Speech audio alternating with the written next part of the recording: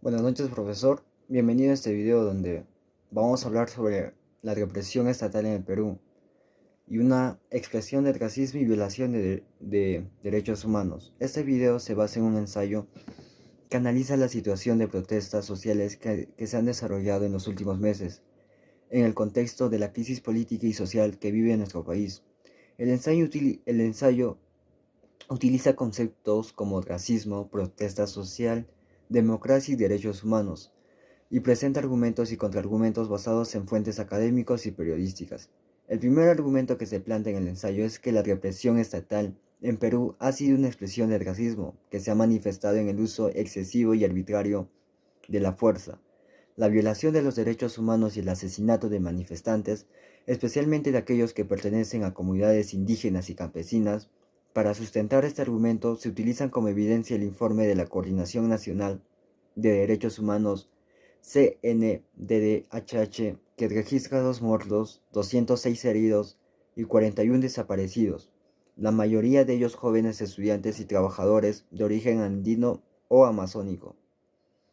Entre el 9 y el 15 de noviembre de 2020, durante las protestas contra el golpe de Estado de Manuel Merino, asimismo, el informe documenta casos de tortura, detenciones ilegales, violencia sexual y hostigamiento a periodistas y defensores de derechos humanos.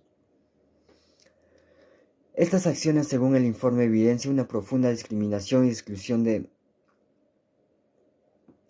de estas comunidades que han sido históricamente sometidos a la violencia y la opresión por parte del Estado y las élites dominantes. A continuación, mi compañero Junior explicará el segundo argumento. Bueno, continuando con lo explicado, refutación. Esta postura es insostenible ya que ignora el contexto y las causas de las protestas y justifica el uso excesivo e indiscriminado de la fuerza por parte de las autoridades. Además, no explica por qué las regiones con mayoría de población indígena han sido las más afectadas por la represión, ni por qué se han registrado casos de abusos y violaciones de derechos humanos contra los manifestantes, como detención arbitrarias, torturas, desapariciones forzadas y asesinatos. Segundo argumento, la violencia estatal contra los manifestantes responde a una lógica de criminalización y estigmatización de la protesta social que busca silenciar y castigar a las voces disidentes y críticas al sistema político y económico vigente. Evidencia. Según el psicólogo Carlos Reina, las protestas en el Perú son un reflejo de las crisis de representación y legitimidad que atraviesa el país y que se manifiesta en la falta de confianza de la ciudadanía en las instituciones, los partidos y las autoridades. Reina 2023. Sin embargo, en lugar de atender las demandas y las propuestas de los sectores movilizados, el gobierno ha optado por reprimirlos y acusarlos de terroristas, vándalos o infiltrados con el fin de deslegitimarlos y desmovilizarlos. Esta estrategia, según Reina, tiene un trasfondo ideológico y clasista, que busca defender los intereses de las élites económicas y políticas, que se sienten amenazadas por el ascenso de un proyecto popular y progresista, encarnado por Castillo y su partido Perú Libre Reina 2023. Ejemplo.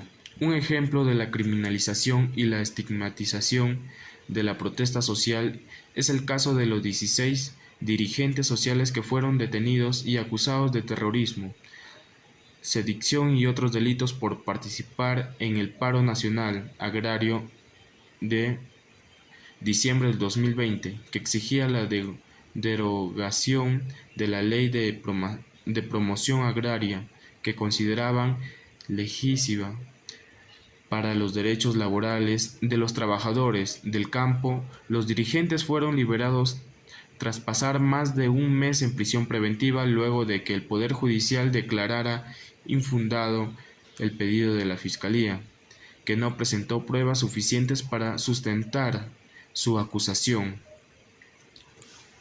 Contraargumento.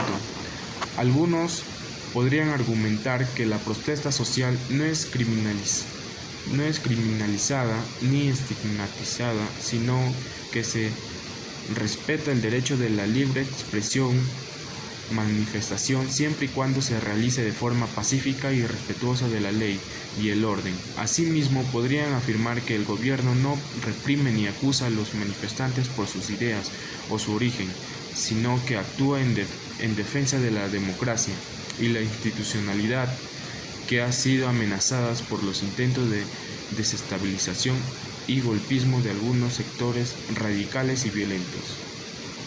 En conclusión, se ha demostrado que la represión estatal en Perú ha sido una expresión de racismo y violación de derechos humanos que ha afectado de manera desproporcionada a las poblaciones indígenas y campesinas que han sido históricamente marginadas y excluidas en el país. Se ha argumentado que la violencia estatal contra los manifestantes evidencia una profunda discriminación y exclusión de estas comunidades y que se requieren medidas urgentes para garantizar el respeto a la diversidad y la participación ciudadana en el país. Se ha utilizado conceptos como racismo, protesta social, democracia y derechos humanos, y que se ha presentado argumentos y contraargumentos basados en fuentes académicas y periodistas. Se espera que este ensayo contribuya a generar una reflexión crítica sobre la situación actual en el Perú y a promover el diálogo y la acción para construir una sociedad más justa e inclusiva. Eso fue todo. Muchas gracias.